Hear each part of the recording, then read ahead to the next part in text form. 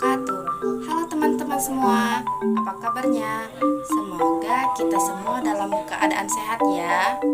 Kami dari kelompok 2 yang beranggotakan saya sendiri Dwita Kartikasari serta rekan-rekan saya yang bernama Afifah dan Reva Akbarina Irfan.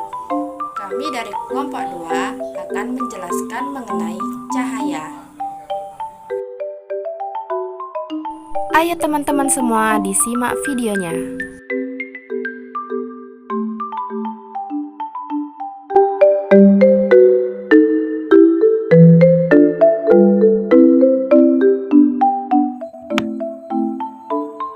Cahaya memiliki peranan penting dalam kehidupan manusia. Dengan adanya cahaya, kita terbebas dari kegelapan. Entah itu yang berasal dari cahaya matahari, cahaya dari api yang menyala, cahaya dari senter, serta cahaya yang lainnya. Nah, dalam ilmu fisika, cahaya itu diartikan sebagai rambatan dari getaran medan listrik dan medan magnetik yang saling tegak lurus. Dan keduanya itu juga saling tegak lurus dengan arah rambat cahaya. Awalnya, cahaya itu diartikan sebagai suatu aliran partikel yang dipancarkan oleh benda penghasil cahaya yang disebut dengan sumber cahaya.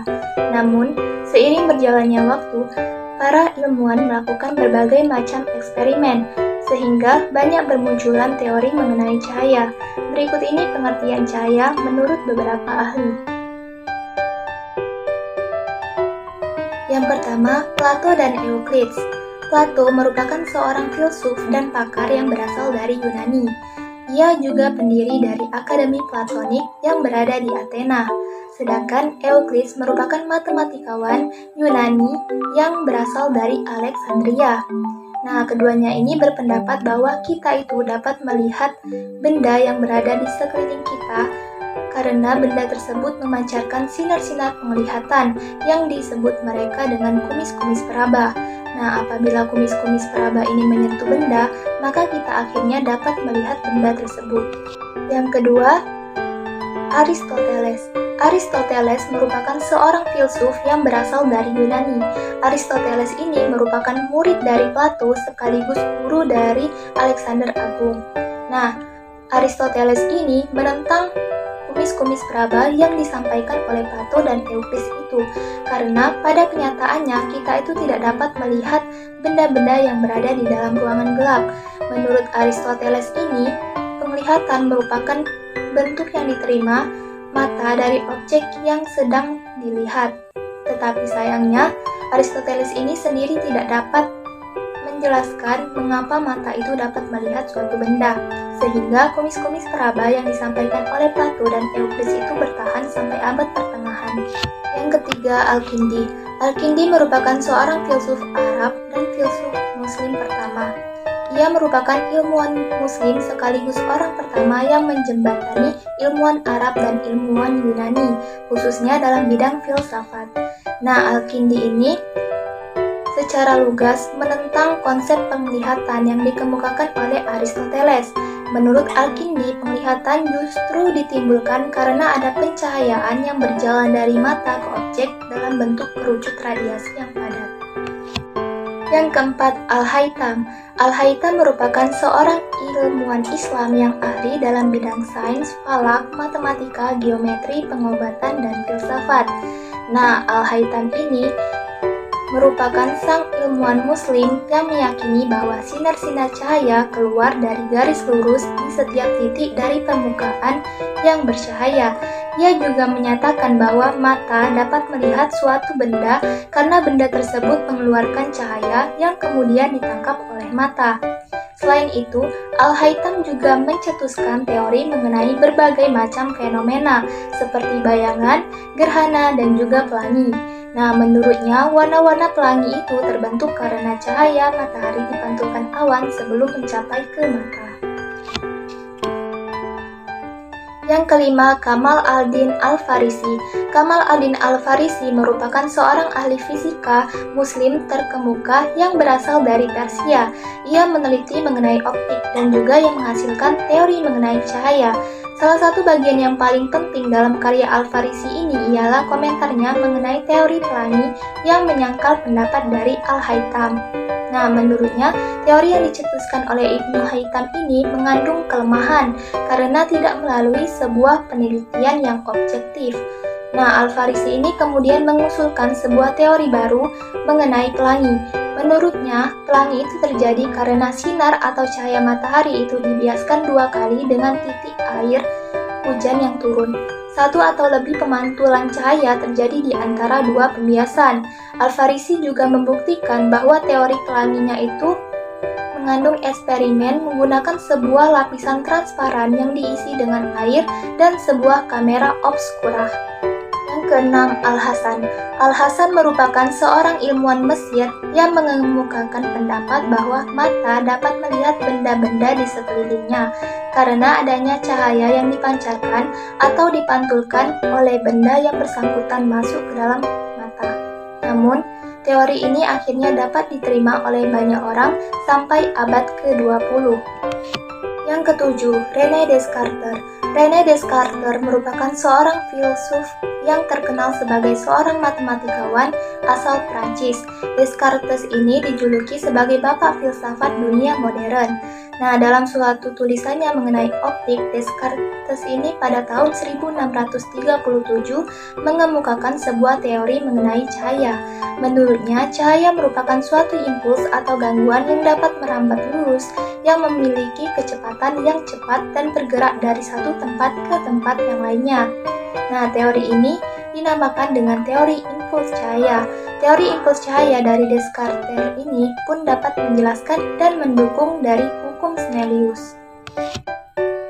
Yang kedelapan, Sir Isaac Newton. Sir Isaac Newton merupakan seorang fisikawan, matematikawan, ahli astronomi, filsuf alam, alkimiawan, teolog, dan penulis Inggris yang telah berpengaruh sepanjang masa. Nah, Sir Isaac Newton ini menyatakan bahwa cahaya merupakan kumpulan dari berbagai partikel yang memiliki ukuran yang sangat kecil yang dipancarkan dari satu sumber dengan kecepatan yang sangat tinggi ke segala arah. Ketika sumber cahaya itu memancarkan cahaya, maka partikel tersebut akan masuk ke mata dan memberikan kesan atau refleksi pada objek tersebut. Nah, teori ini dinamakan dengan teori emisi Newton. Teori ini juga menyatakan bahwa apabila cahaya memasuki sebuah medium yang lebih rapat, maka akan mengakibatkan laju cahaya menjadi cepat. Hal ini disebabkan karena tarikan gravitasi yang lebih besar didapatkan oleh cahaya tersebut. Nah, fakta mengenai pemantulan cahaya dapat dijelaskan oleh teori emisi Newton ini. Namun, pada akhirnya teori yang dikemukakan oleh Newton ini bertentangan dengan teori cahaya Huygens. Yang kesembilan, Jan van Vogelk. Jan van Vogelk merupakan seorang fisikawan ternama yang mengenalkan dan juga mengembangkan sebuah teknik pengukuran kecepatan cahaya yang absolut dengan akurasi yang tinggi. Nah, dalam percobaannya, Jan Vogelk ini mendapatkan kesimpulan bahwa kecepatan cahaya di dalam air itu lebih kecil daripada kecepatan cahaya yang berada di udara. Dengan demikian, teori emisi Newton yang menyatakan bahwa kecepatan cahaya dalam medium rapat itu lebih besar daripada kecepatan cahaya dalam medium renggang itu tidaklah benar. Yang ke-10, Christian Huygens. Christian Huygens merupakan seorang ilmuwan yang berasal dari Belanda. Ia merupakan salah satu tokoh besar revolusi ilmiah. Huygens ini menyatakan bahwa cahaya merupakan sebuah gelombang karena sifatnya itu mirip dengan gelombang suara atau gelombang bunyi. Namun perbedaannya itu terletak pada frekuensi dan panjang gelombangnya. Teori ini pun dikenal sebagai teori gelombang Huygens. Nah, Huygens ini menjelaskan bahwa ada sesuatu yang bergetar di sumber cahaya, di mana getaran itu kemudian merambat langsung ke mata dalam bentuk sebuah gelombang. Huygens berpikir bahwa medium cahaya itu bukanlah udara, yang disebabkan karena cahaya itu dapat merambat di dalam ruang hampa udara, sehingga ketika abad ke-19 berakhir, para ilmuwan itu percaya bahwa eterlah penyebab cahaya dapat dirambatkan di ruang hampa udara. Nah, ether ini diartikan sebagai zat yang tidak memiliki massa, akan tetapi dapat memenuhi suatu ruangan. Namun, keberadaan ether ini tidaklah ada karena dibantah oleh Albert Michelson dan Edward Morley. yang dibuktikan oleh eksperimen yang mereka berdua lakukan. Selanjutnya, Huygens mengungkapkan lagi sebuah prinsip pada tahun 1678, di mana prinsip ini dikenal sebagai prinsip Huygens yang menyatakan bahwa sumber gelombang sekunder merupakan titik pada setiap muka gelombang cahaya yang bisa memancarkan cahaya dari pusatnya dengan memiliki kecepatan, frekuensi, dan panjang gelombang yang sama seperti gelombang sumbernya. Nah, menurut prinsip Huygens ini, gelombang sekunder yang dihasilkan itu dikenal atau disebut dengan anak gelombang. Prinsip ini pun bisa menjelaskan hal yang terjadi apabila selama proses pembiasan cahaya ataupun gelombang lainnya itu memasuki medium yang lain. Yang ke-11, James Clerk Maxwell. Maxwell merupakan seorang fisikawan Skotlandia yang pertama kali menulis hukum magnetisme dan kelistrikan dalam rumus yang matematis. Nah, Maxwell ini mengatakan bahwa cahaya merupakan sebuah gelombang, yaitu gelombang elektromagnetik, yang mengakibatkan cahaya itu tidaklah membutuhkan sebuah medium dalam perambatannya. Nah, pernyataan ini didapatkannya dari pernyataan Faraday tentang hubungan antara listrik dan magnet. Teori ini pun dikenal dengan teori gelombang elektromagnetik. Maxwell juga berhasil membuktikan bahwa cahaya tampak itu benar adanya. Menurutnya, bagian spektrum dari gelombang elektromagnetik merupakan cahaya tampak. Ia juga memprediksikan besarnya kelajuan perambatan cahaya pada ruang hampa yang ditulisnya secara matematis, yaitu laju perambatan gelombang elektromagnetik dalam ruang hampa sama dengan 1 dibagi akar dari permeabilitas ruang hampa dikali permitivitas ruang hampa. Nah, teori gelombang elektromagnetik Maxwell ini didukung oleh Hertz yang berhasil membangkitkan dan mendeteksi adanya gelombang elektromagnetik dari sebuah percobaan dengan menggunakan listrik. Yang ke-12, Max Planck. Max Planck merupakan seorang fisikawan Jerman yang banyak dilihat sebagai penemu teori kuantum. Nah, menurut Max Planck, cahaya merupakan paket-paket energi yang disebut dengan foton. Max Planck juga mengemukakan bahwa radian energi atau energi gelombang cahaya tidaklah mengalir dalam arus yang kontinu, tetapi terdiri dari potongan-potongan yang ia sebut sebagai kuanta. Hipotesis Planck ini bertentangan dengan teori klasik mengenai cahaya dan elektromagnetik, sehingga ini merupakan titik mula dari teori kuantum.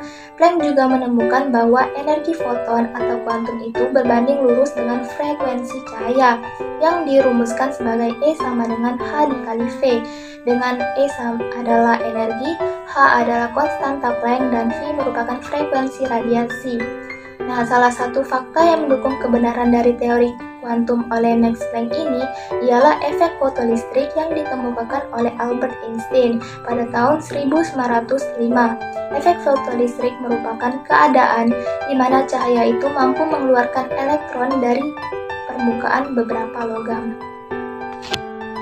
Yang ke-13, Albert Einstein. Albert Einstein merupakan seorang fisikawan teoritis kelahiran Jerman yang mengembangkan teori umum mengenai relativitas.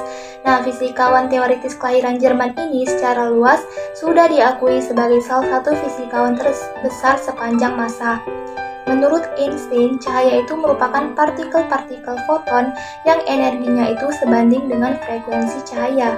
Jika frekuensinya itu rendah, maka setiap foton itu memiliki jumlah energi yang sangat sedikit, sehingga tidak mampu memukul elektron agar dapat keluar dari permukaan logam. Sedangkan apabila frekuensinya itu bertambah, maka foton tersebut dapat memperoleh energi yang kuat untuk melepaskan elektron, sehingga energi foton ini bergantung pada frekuensinya. Yang ke-14, Louis de Broglie. Louis de Broglie merupakan fisikawan Prancis yang terkenal karena penelitiannya mengenai teori kuantum dan untuk memprediksi sifat gelombang elektron. Louis de Broglie ini mengemukakan gagasannya mengenai gelombang materi pada tahun 1924. Gagasan ini merupakan penerapan yang lebih luas dari gagasan yang dikemukakan oleh Max Planck dan Albert Einstein. Argumen de Broglie ini menghasilkan persamaan untuk menghitung panjang gelombang satu partikel, yaitu lambda sama dengan H dibagi M kali V. Lambda merupakan panjang gelombang, M merupakan massa partikel, V merupakan kecepatan partikel, dan H merupakan tetapan Planck. Broglie juga membuat suatu hipotesis bahwa cahaya itu memiliki sifat partikel, maka partikel juga memiliki sifat gelombang, sehingga cahaya itu memiliki sifat dualisme, di mana ia menjadi sebagai gelombang dan ia juga sebagai partikel. Nah, menurut de Broglie, gerakan partikel itu memiliki ciri-ciri gelombang. Hipotesis de Broglie ini kemudian terbukti kebenarannya ketika ditemukan bahwa elektron menunjukkan sifat-sifat difraksi seperti halnya sinar X. Sifat gelombang dari elektron ini pun digunakan dalam mikroskop elektron. Hipotesis Louis de Broglie ini sebenarnya berlaku untuk setiap benda yang bergerak. Namun demikian, jika diterapkan untuk benda-benda biasa seperti golf atau peluru, yaitu benda yang mempunyai massa relatif yang besar, maka persamaan de Broglie ini akan menghasilkan panjang gelombang yang sangat kecil dan tidak teramati. Yang selanjutnya ialah sifat-sifat cahaya. Adapun sifat-sifat cahaya itu diantaranya yaitu cahaya merambat lurus, cahaya dapat dibiaskan, cahaya dapat diuraikan, cahaya dapat menembus benda yang bening, cahaya dapat mengalami interferensi, cahaya dapat mengalami difraksi atau pelenturan, dan cahaya dapat mengalami polarisasi. Selanjutnya, sumber cahaya. Sumber cahaya merupakan segala hal yang dapat memancarkan cahaya, di antaranya radiasi panas atau radiasi benda hitam, matahari, bintang, api, lampu listrik, lampu senter yang menyala, lilin yang dinyalakan, lampu motor, lampu mobil, kilat, dan sumber cahaya yang lainnya. Selanjutnya, alat-alat yang berfungsi berdasarkan prinsip pembiasan cahaya, yaitu diantaranya kaca pembesar, mikroskop, teleskop, dan teropong. Selanjutnya, warna-warna di dalam cahaya matahari. Cahaya putih matahari itu terdiri dari 7 warna, yaitu merah, jingga, kuning, hijau, biru, nila, dan ungu, atau yang biasa kita singkat sebagai magiculibinium. Apabila ketujuh warna ini bercampur, maka cahaya putih pun akan dihasilkan. Warna-warna dalam cahaya putih ini dapat dipecah dengan menggunakan prisma menjadi jalur cahaya. Jalur ini dikenal sebagai spektrum, sedangkan pemecahan cahaya putih kepada spektrum ini dikenal sebagai penyerokan cahaya. Nah, pelangi merupakan contoh spektrum yang terbentuk secara alamiah. Pelangi itu terbentuk selepas hujan, ketika cahaya matahari itu dibiaskan oleh tetesan air hujan.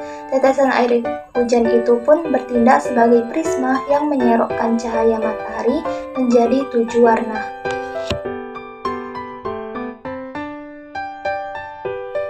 Baiklah, di sini selanjutnya kita akan membahas mengenai hukum Snellius. Hukum Snellius adalah rumus matematika yang memberikan hubungan antara sudut datang dan sudut bias pada cahaya atau gelombang lainnya yang melalui batas antara dua medium isotropik yang berbeda, seperti gelas dan udara. Hukum Snellius berbunyi, yang pertama, sinar datang. Sinar pantul terletak pada suatu titik bidang yang sama. Yang kedua yaitu sudut datang sama dengan sudut pantul. Pada gambar sebelah kanan dapat kita lihat lintasan optik dengan rumus nilai mutlak D sama dengan N1D1 ditambah N2D2 ditambah N3D3 ditambah seterusnya, dengan keterangan N sama dengan indeks bias medium, D sama dengan panjang lintasan. Pada gambar yang di bawah, secara matematik panjang lintasan cahaya dapat kita tulis sebagai berikut. Nilai mutlak D sama dengan I sama dengan 1 KNI DI. Nah, selanjutnya kita akan membahas mengenai asas Fermat. Persamaan Snellius diturunkan dari asas Fermat, yaitu sinar yang merambat antara dua titik membutuhkan selang waktu terkecil. Akibatnya, sinar akan merambat lurus pada medium yang memiliki indeks bias tetap. Berikut ini penurunan persamaannya tersebut. Asas Fermat membuktikan TAB sama dengan minimum atau singkat P sama dengan minimum atau pendek. TAB sama dengan S per V sama dengan AO ditambah OB per V. Cos alpha sama dengan alpha per AO. AO sama dengan A cos pangkat min 1 alpha. OB sama dengan B kali cos pangkat min 1 beta. Dengan T sama dengan 1 per V kurung buka A cos pangkat min 1 alpha ditambah B cos pangkat min 1 beta kurung tutup.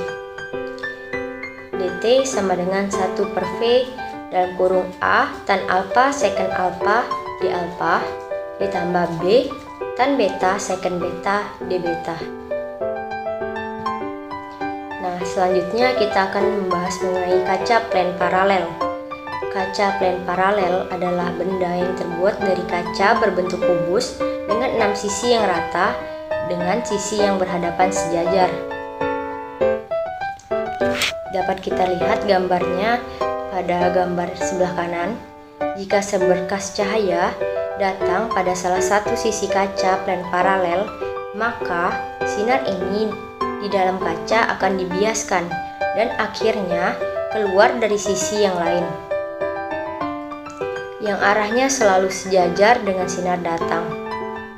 Bila kita perhatikan gambar, berkas sinar datang, AB dibiaskan oleh kaca menjadi sinar BC, mendekati garis normal. Dan setelah kita keluar dari kaca, dibiaskan lagi menjadi sinar CD, menjauhi normal. Dengan keterangan pada gambar, N1 sama dengan indeks bias udara, N2 sama dengan indeks bias kaca plan paralel. Dengan rumus T sama dengan D kali sin dalam kurung I1 dikurang R1 tutup kurung per cos R1. Dengan keterangannya T sama dengan pergeseran sinar, D sama dengan ketebalan kaca paralel, plan paralel, T1 sama dengan sudut datang sinar dari udara ke kaca, R1 sama dengan sudut bias sinar dari udara ke kaca. Selanjutnya kita akan membahas mengenai letak semua benda di bawah plan paralel. Kaca plan paralel sudah kita ketahui, yaitu benda yang terbuat dari kaca berbentuk kubus dengan 6 sisi yang rata dan dengan sisi yang berhadapan sejajar. Gambarnya kita bisa lihat pada gambar sebelah kanan dengan keterangan gambar N1 sama dengan indeks bias udara, N2 sama dengan indeks bias kaca plan paralel. Nah, rumusnya yaitu D aksen sama dengan kedalaman benda semu sama dengan D N1 per N2 dengan sudut ABC tan R aksen sama dengan AC per D dengan sudut ADC tan I aksen sama dengan AC per D aksen. Lalu jika persamaannya disubstitusikan akan menghasilkan rumus tan I1 sama dengan D tan R aksen. Maaf, kita ralat. Tan I aksen sama dengan D tan R aksen per D aksen.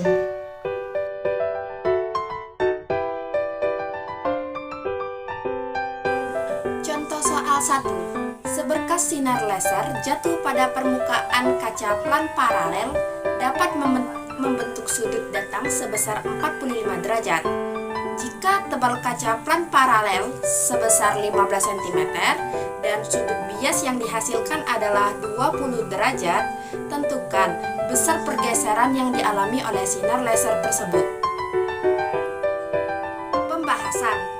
Diketahui I1 sama dengan 45 derajat, D sama dengan 15 cm, dan R1 sama dengan 20 derajat. Ditanya T. Jawab, T sama dengan D sin I1 dikurang R1 per cos R1.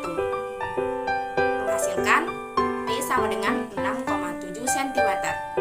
Jadi, ketika melewati kaca plan paralel, sinar sinar laser mengalami pergeseran sejauh 6,7 cm dari arah semula. Contoh soal nomor 2. Sebuah sinar diarahkan ke salah satu sisi kaca plan paralel yang mempunyai ketebalan 4 cm. Jika sudut datang sinar tersebut 30 derajat dan indeks bias kaca 2, tentukanlah pergeseran sinar pada kaca. Pembahasan. Diketahui D sama dengan 4 cm, N kaca sama dengan 2, I1 sama dengan 30 derajat. Ditanya T. Jawab, untuk mencari T, terlebih dahulu kita mencari sudut bias atau R1. Sesuai dengan hukum pembiasan, kita mendapatkan N udara dikali sin I1 sama dengan N kaca dikali sin R1. Menghasilkan R1 sama dengan 14,48 derajat. Kemudian, besar pergeseran sinar dapat kita cari dengan persamaan sebagai berikut. T sama dengan D sin I1 dikurang R1 per cos R1 yang menghasilkan T sama dengan 1,11 cm. Jadi, pergeseran sinar tersebut adalah 1,11 cm.